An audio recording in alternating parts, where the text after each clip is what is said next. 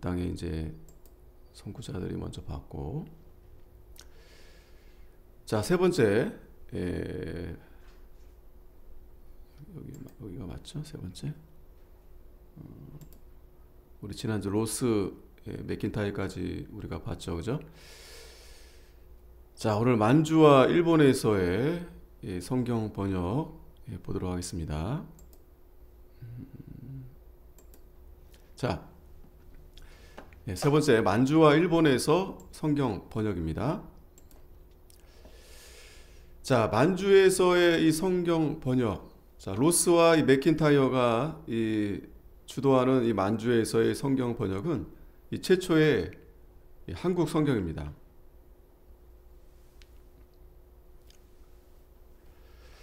자, 일반적으로 이 기독교 선교가 이제 공식적으로 허락되지 않았을 때이기 때문에 이제 성경이나 이 기독교 문서의 이 역관을 시도하고 또 이를 통해서 이 간접적인 이 선교를 시도하는데, 이 한국어 성경 번역이 바로 이런 의도에서 이제 추진이 된 겁니다.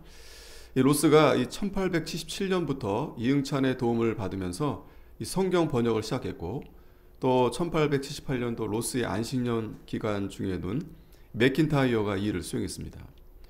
1882년의 3월에는 누가복음이, 또 그해 5월에는 요한복음이 또 역관되었는데, 1883년에는 마태, 마가복음이, 또 1884년에는 사도행전, 또 85년에는 로마인서와 고린도전후서, 또 갈라디아서, 에베소서 등이 역관되고, 1887년에는 신약 성경이 드디어 이제 완역이 됩니다. 자, 여기 사진을 조금 이제 가져다 봤는데요. 예수 성교 전서, 여기 이렇게 예전에 이렇게 번역된 성경들 지금도 이렇게 남아져 있어서 보관이 되어 있는 것들이 있는데, 자, 여기 이게 로스역 성경으로 불리고 있고, 이 번역력은 이 스코틀랜드 성서공회의 직원으로 이 봉천의 문광셔원, 여기 보면은 여기 문광셔원 있죠, 출판사. 여기서 활판 인쇄로 출판 되었습니다. 자, 1864년 이 간행된 이 한문 신약 성경, 이게 이제 신약 전서 물리, 신약 전서 물리.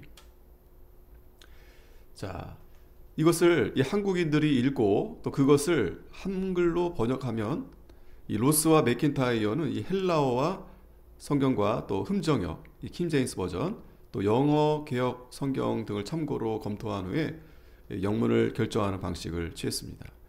아무래도 이때 이제 번역이 이제 다소 아마 좀 불완전했을 겁니다. 그래서 이 성경 신약본은 이 번역을 시작한 지 1881년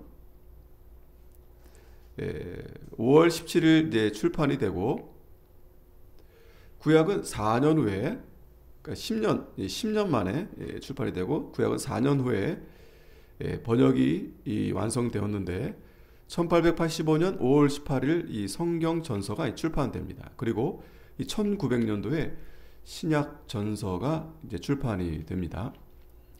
그래서 1882년 번역된 누가복음과 요한복음이 이 로스와 그 동료 한국인들에 의해서 한만 국경지대인 서간도에 배포돼서 개종자가 생겨나고 75명과 25명의 한국인들이 이 세례를 받게 됩니다.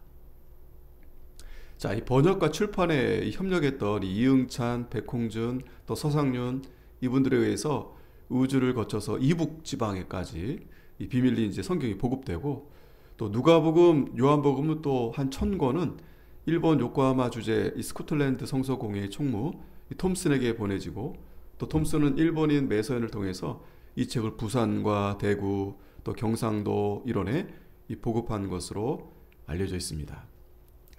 자, 그 가운데 이 이수정이라는 사람이 참 큰 역할을 했는데, 이번에 이제 일본에서 이제 성경을 이제 번역을 합니다. 이수정이 이제 이모군란 당시 이 민비를 보호해준 공로에 대한 이 고종 황제의 특별한 배려로 일본에 가게 됩니다. 이때 이제 수신사 이 박영호의 이제 비공식 이 수행원이었었는데 1882년 이 9월 28일 일본 동경에 도착한 이수정은 친구 안수종의 이 안종수의 소개로 농업 정책의 권위자였던 이 쯔다 센을 찾아갑니다. 이 쯔다 센. 그래서 이 사람을 통해서 농학뿐만 아니라 이 기독교 신앙도 이제 배우게 됩니다.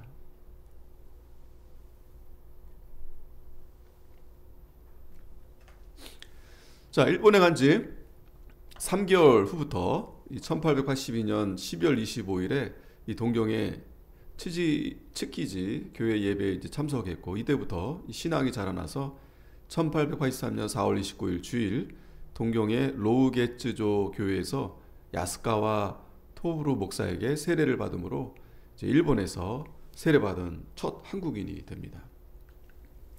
자, 한문으로 자신의 신앙 고백을 발표하고 1883년 말에는 7, 8명의 한국인 수세자를 얻음으로써 일본에서 최초의 한인 신앙 공동체를 이제 형성합니다. 또 이수정은 또 일본 주재 장로교 선교사 이 녹스 등의 도움을 받으면서 이 성경 연구에 이 진력을 이제 하게 됩니다. 자, 미국 성서공회 총무였던 이 루미스 목사의 요청으로 이 복음서를 한글로 번역하는 일을 시작하고, 또 한문 성경을 대본으로 또 일본어 성경을 대조하면서 신약 성경, 이 마태전, 또 마가전, 누가전, 요한전, 그리고 사도행전 등을 번역했는데, 이렇게 이 번역한 신약 성경이 현토한한 신약 성서였습니다. 자, 여기 그림 좀 보죠. 여기 이렇게 이수정이 일본에서 이렇게 성경을 이렇게 또 번역을 했는데,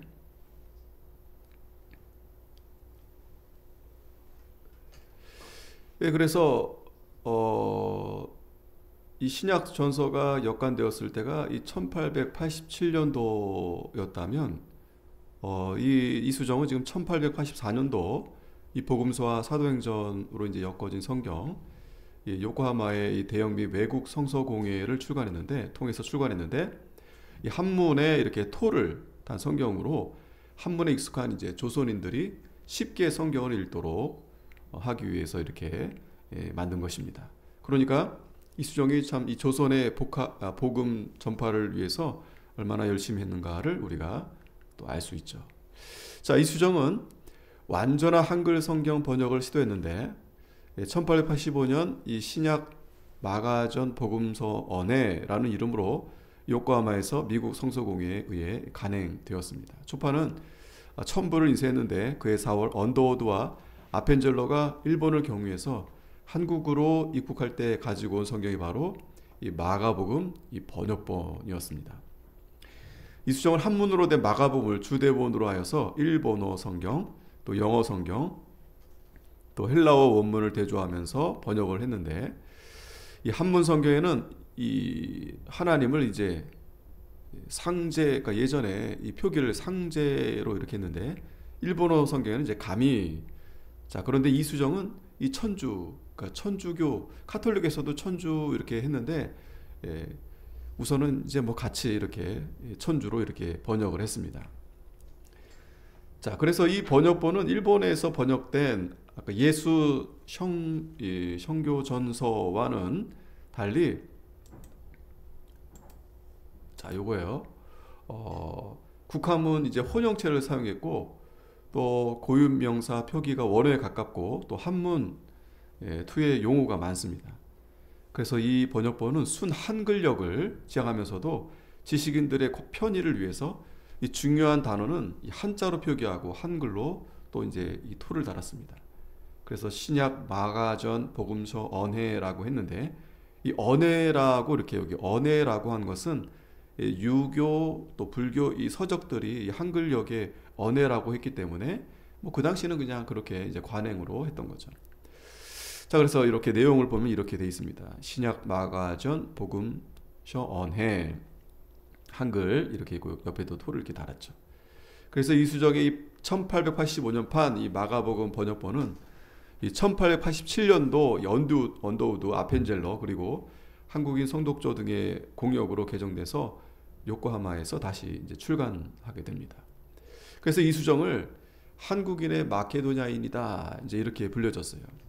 1883년과 1884년에 녹스 목사의 이름으로 이 조선의 사정이라는 제목의 서한 형식의 원고를 이 세계 선교에 발표했습니다. 그래서 이 글이 이제 흔히 그리스도의 종 리주테의 호수문으로 이제 알려져 있는데, 이 내용을 보면은 혹시 미국의 선교 단체가 이 부름을 들어주지 않는다면 하나님은 다른 방법으로 한국에 전도자를 보내시겠지만 미국의 선교사들에게는 반드시 화가 있을 것이다.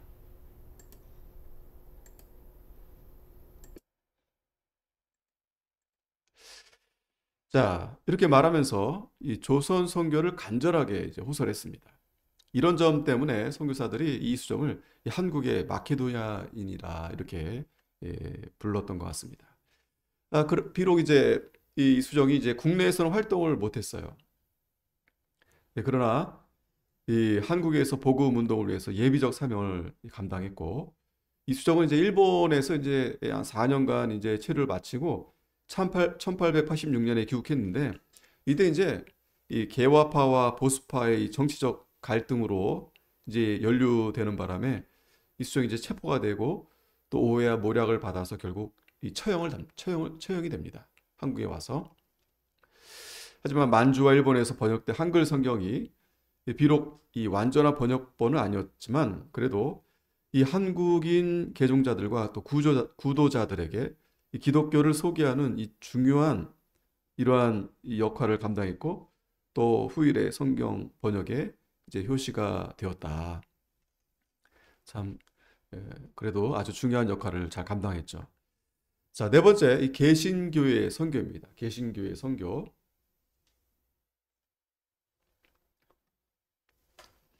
자, 1880년 이전까지는 이 기독교가 이 국법으로 금지된 상태에서 이제 주로 이제 만주 지방을 거점으로 해서 이 서구 교회 선교사들과의 접촉이 있었는데, 1880년대 이후에는 이 선교사가 공식적으로 내한하는 등 이 적극적으로 기독교가 전래되고 또 수용되기 시작했습니다.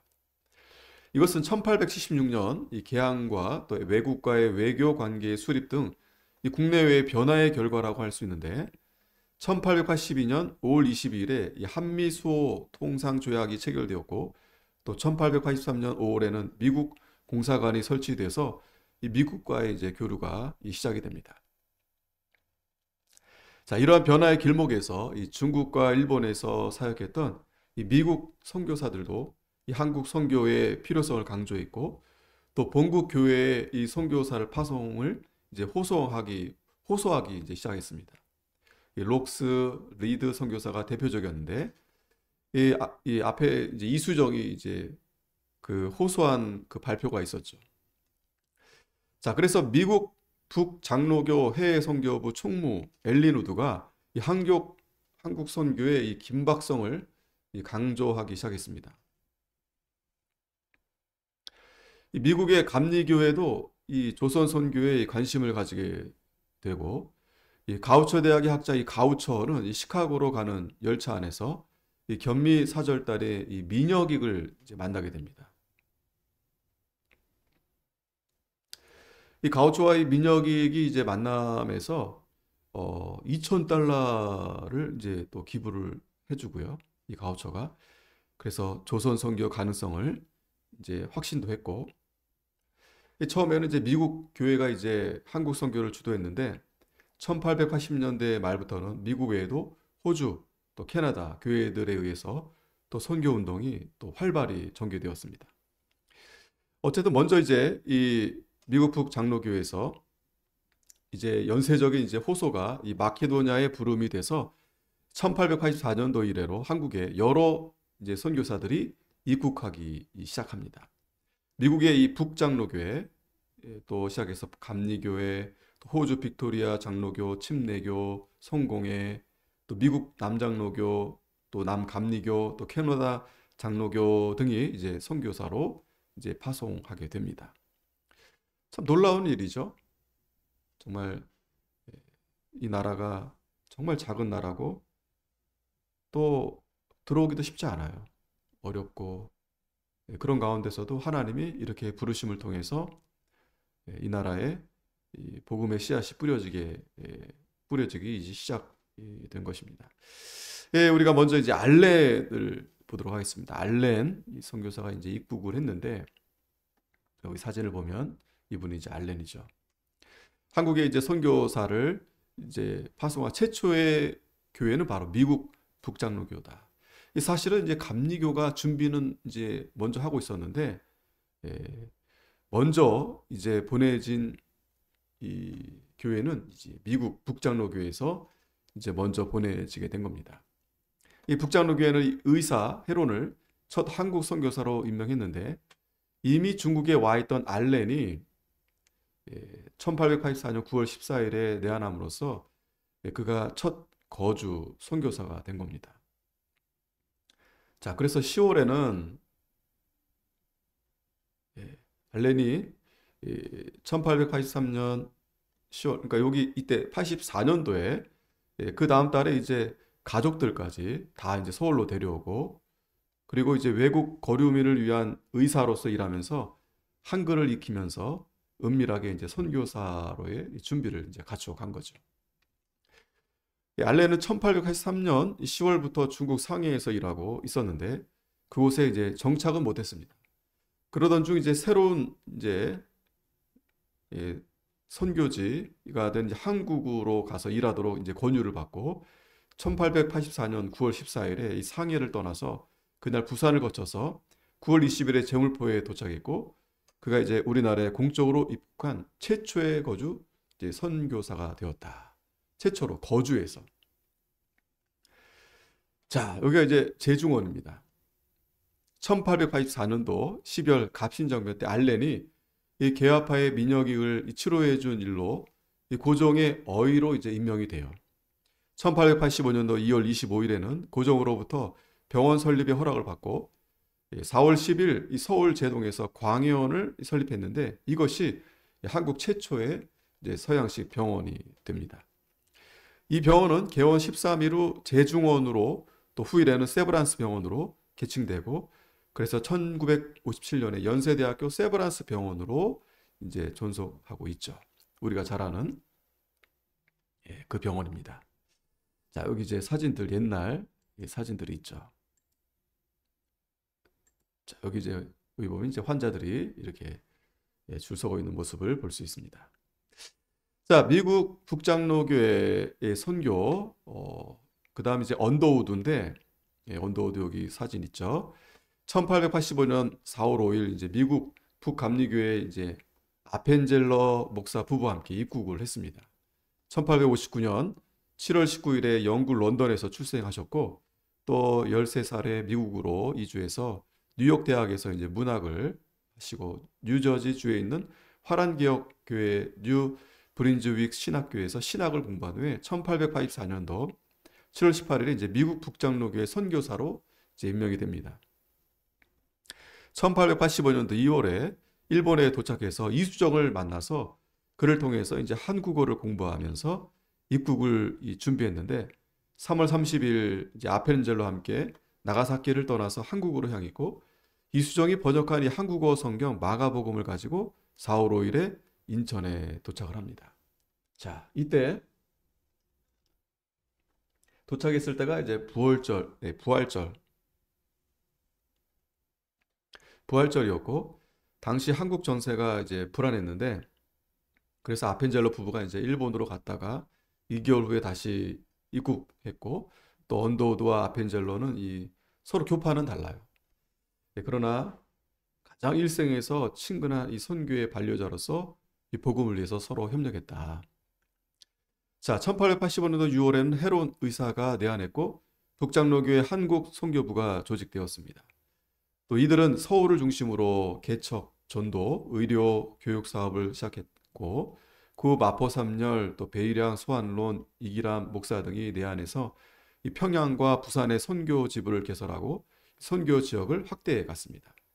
안희와 목사 부부는 이 대구의 민노아 목사는 이 청주에 각각 선교지를 개설했고, 자, 이런 과정에서 이 북장로교회 선교부는 서울 1885년 시작해서 부산, 원산, 평양, 대구, 재령, 또 선천, 청주, 강계, 안동, 만주 이렇게 등 11개 지역에 이 선교 지부가 설치된 것입니다. 자, 그다음 호주 장로교회 이제 선교를 보겠습니다. 이 호주 빅토리아 장로교회는 이제 1889년 10월에 이 데이비스 목사와 또 그의 누나 이 데이비스에 의해서 시작이 됩니다. 인도 선교를 가로했는데 한국 선교의 긴박성을 알리는 이 월프 주교의 편지를 읽고 이 한국 선교를 자원하게 됩니다. 영국 성공회에 속해 있던 그는 이 장로교로 이적한 후에 에딘버러 대학의 뉴칼리지에서 신학 수업을 마치고 1889년 8월 목사 안수를 받고 이 빅토리아주 청년연합회의 파송을 받아서 멜버른을 떠나서 그의 10월 2일 그의 누이와 함께 부산에 도착하고 또 10월 4일에 제물포를 거쳐 이 서울로 갑니다. 1890년 3월 14일에 이 선교사가 없는 부산으로 향했는데 4월 4일 도착했지만 천연두와 폐렴에 걸려서 다음 달에 사망하게 됩니다. 그러니까 참 이 선교사 목사님은 한국에 온 지 겨우 6개월 만에 이제 이 전염병에 걸리셔서 돌아가시게 된 거예요. 자, 이 데이비스 여기 이 사진 있죠? 이 누님이신 것 같은데. 자, 그 데이비스가 죽게 되니까 이 호주 교회 한국 선교에 대한 관심이 불러일으키게 됐어요. 참 신기하죠? 물론 이제 관심들이 있었지만 이분이 이제 이렇게 죽게 되니까 그 한 알의 밀이 땅에 떨어져 썩어서 죽으니까 하나님께서 놀랍게 그 호주의 나라에 한국이란 나라의 관심을 이제 선교에 대한 관심을 불러일으키게 하신 겁니다.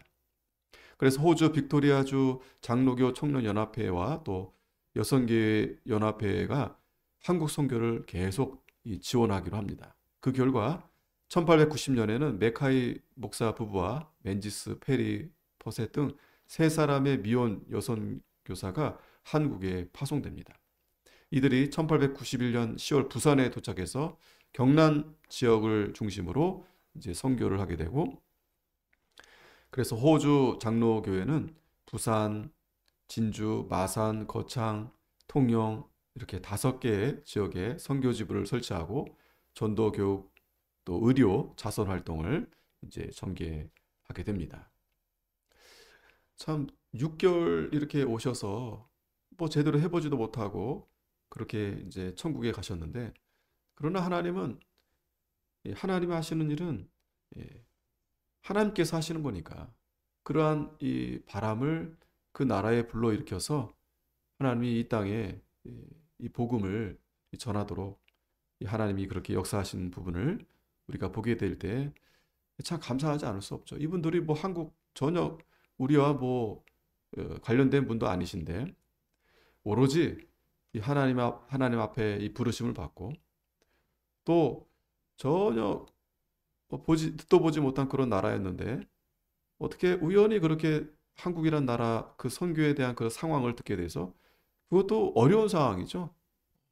그런데도 불구하고 거기를 목숨 걸고 이렇게 가서 선교하다가 결국 병에 걸려서 뭐 얼마 6개월밖에 하지 못하고 떠나게 됐지만, 그러나 하나님은 또 하나님께서 또 그 나라에 또 감동을 시켜 주셔서 또 여러 선교사와 또 선교를 또 이렇게 지원케 하신 겁니다. 이뿐 아니라 이제 계속 나옵니다. 자, 네 번째, 미국 남장로교회 또 선교를 보게 되면 이 남장로 이 교회 선교부는 처음에는 이 계획이 없었어요.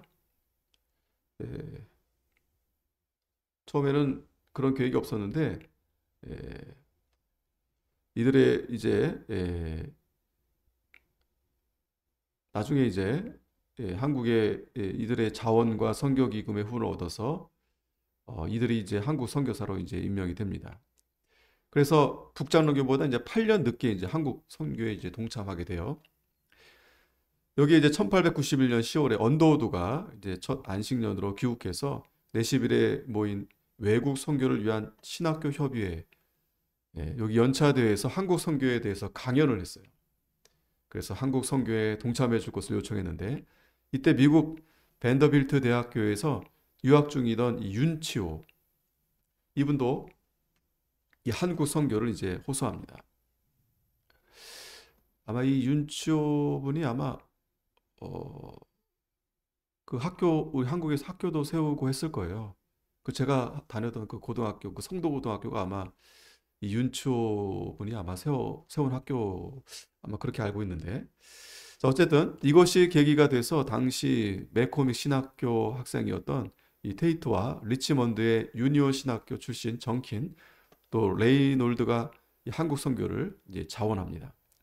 이 남장로교회 선교사들은 제주도를 포함해서 호남 지방을 또 선교구로 정하고 전주, 군산, 목포, 광주, 순천 등지에서 이 선교 지부를 설치하고 이 선교 사업을 전개합니다.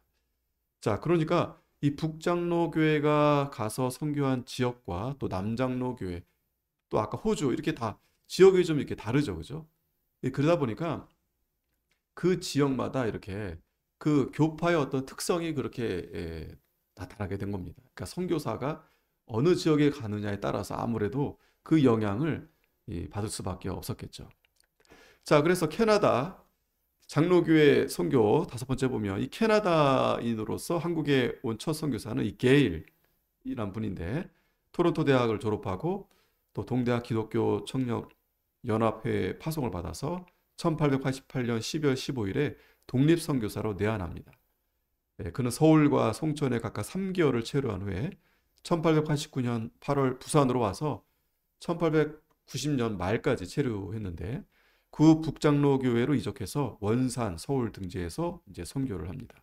게일은 영안사전의 편찬과 함께 한국의 역사와 문화, 종교, 또 민속과 풍습에 관한 연구와 저술에 크게 기여했다고 합니다.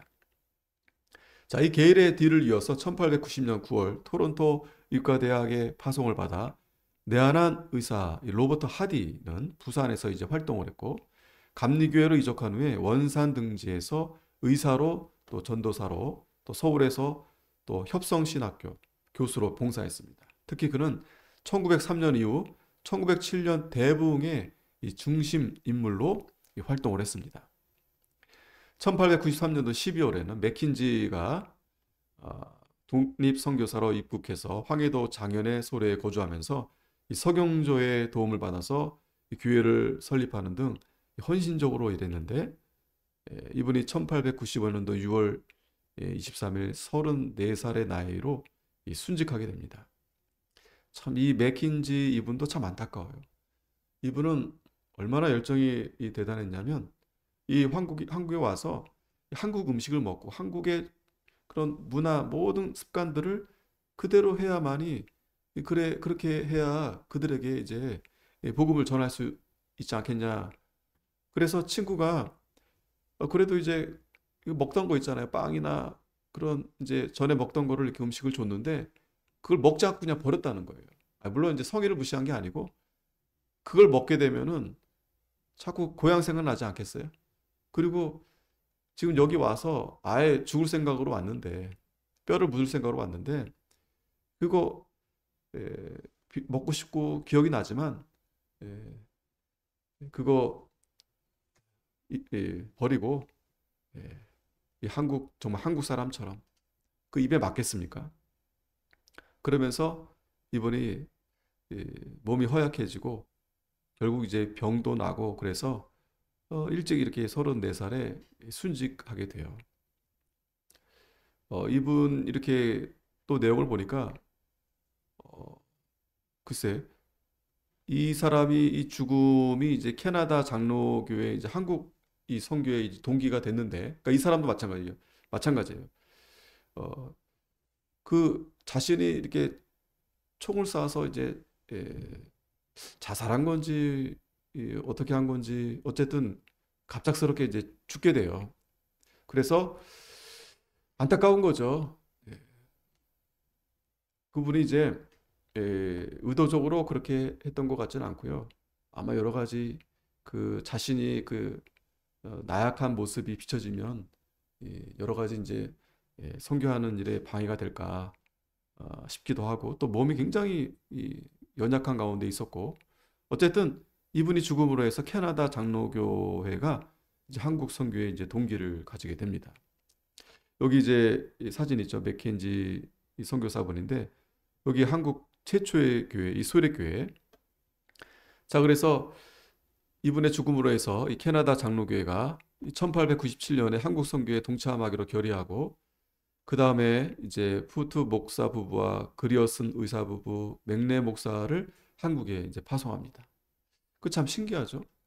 거기 갔더니 그러니까 예를 들어서 이런 거죠. 그 선교 갔는데 사람들도 너무 좋고 교회도 잘 세워지고 너무 좋다 이게 아니에요. 갔더니 먹을 것도 형편없고 또 병도 걸리고 뭐 여러 가지 상황이 좋지 않고 결국 또 죽는 일도 있고 다치고 아프고 또 심지어는 그 자녀들까지도 또 죽게 되는 일들도 있어요. 그래서 그 양화진 묘 가면은 그 선교사들 자녀들까지 같이 있어요. 그런데 신기하게도 그 소식을 들은 그 나라에서는 예, 그게 오히려 동기가 돼서 선교사들이 계속 파송이 됩니다.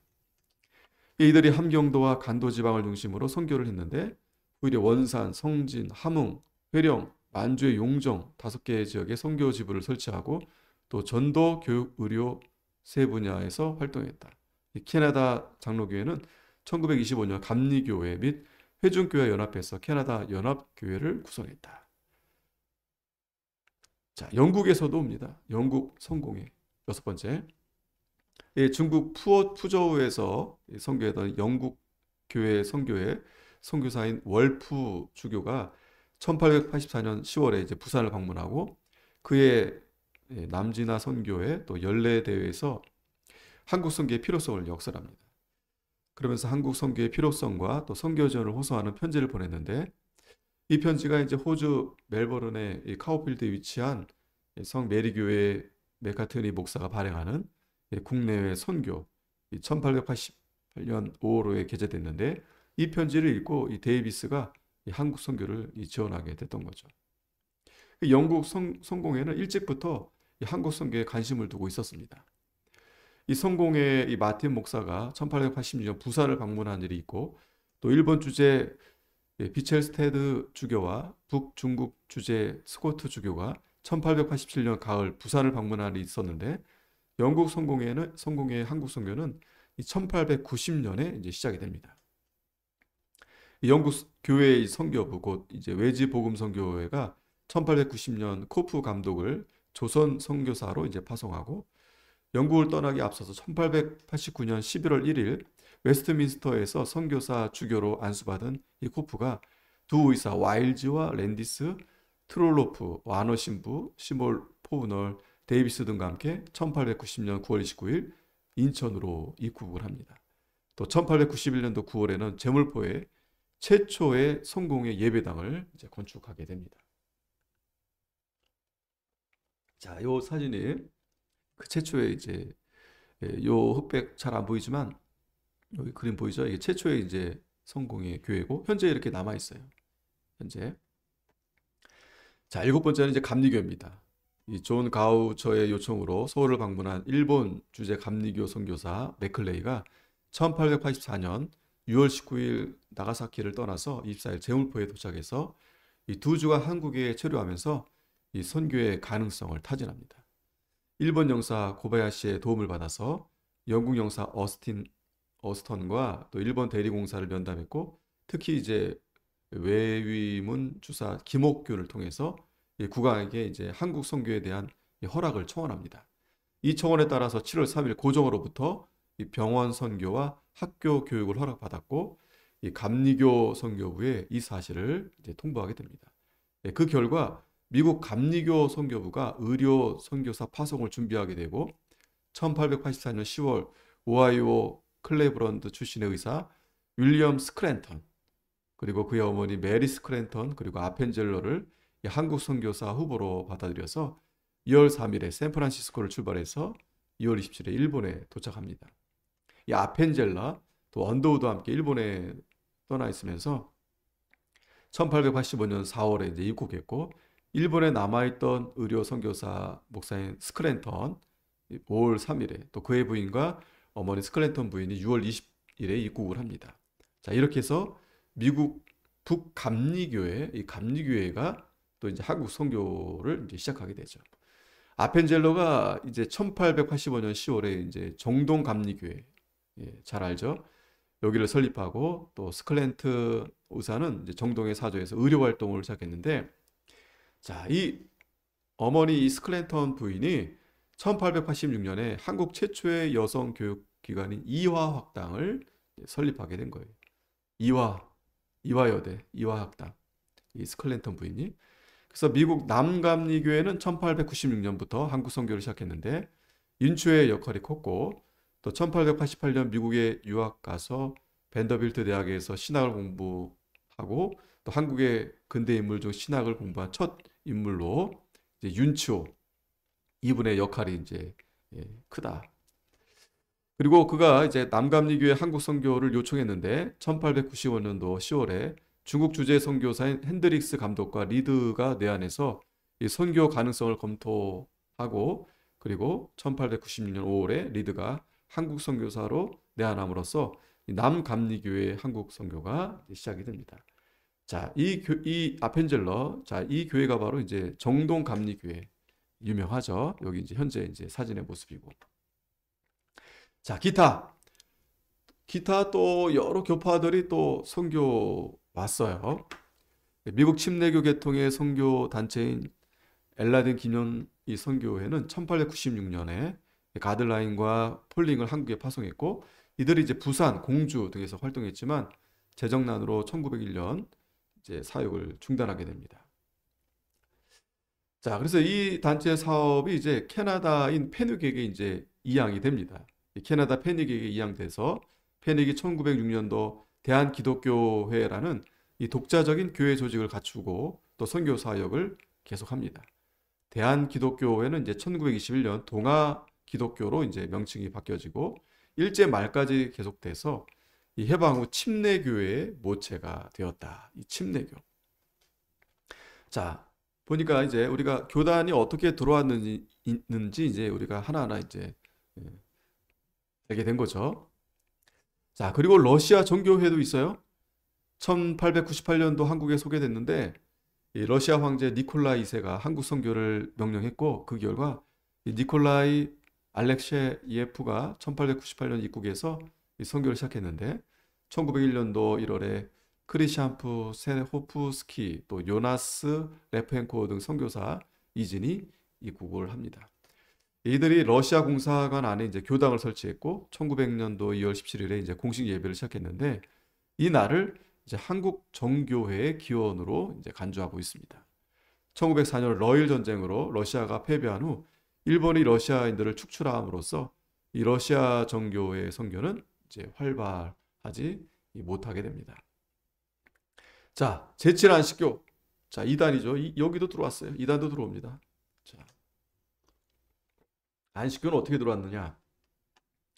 하와이 노동자로 이민을 떠났던 이 한국인 유은현, 또 선웅조, 이 사람이 이제 일본 고베에서 안식교 전도자 이 군이아에게 전도를 받고 1904년도 6월 안식교인으로 이 침례를 받습니다. 손홍조는 이제 하와이로 가지 않고 귀국해서 임기반 등과 함께 진남포, 용강 등지에서 전도하며 이제 안식교회를 설립합니다. 일본인 군이아가 내한해서 선교사로 이제 일했고 미국에서는 이제 스미스가 1905년도 첫 선교사로 내한해서 본격적으로 이제 선교합니다. 이렇게 해서 이제 안식교가 들어온 겁니다. 지금도 있죠. 성결교. 이 성결교는 또 어떻게 들어왔는가? 이 19세기 감리교적 배경에서 생겨난 교파예요. 그러니까 역사가 짧습니다.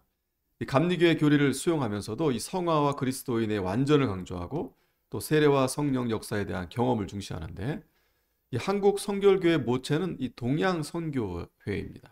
이 선교회는 카우만과 길보론에 의해 창립되었고 1905년 11월에 일본의 동양 선교회를 조직하고 이 동경에 성서학원을 설립합니다. 한국인 김상준과 정빈, 1907년도 이 학교를 졸업하고 귀국해서 서울 종로 염곡에서 이 동양선교회 복음전도관을 설립했는데 이것이 한국 이 성결교회의 시작이다.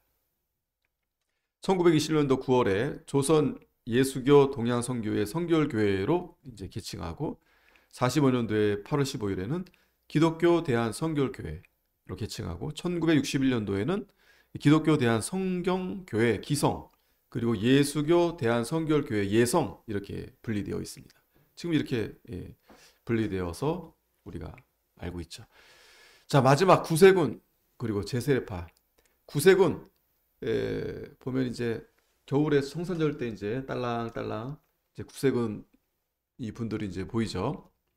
이분들은 이제 1908년도 한국에 선교 시작했는데 이 선교사들은 주로 영국과 호주에서 왔고 또 한국에 온 첫 번째 구세군 선교사는 훅가드였어요. 그는 구세군 창설자인데 창설자 윌리엄 부스로부터 임명을 받았는데 1908년도 10월 1일에 입국해서 한국 선교를 이제 시작합니다. 구세군 이때 왔어요. 1908년도.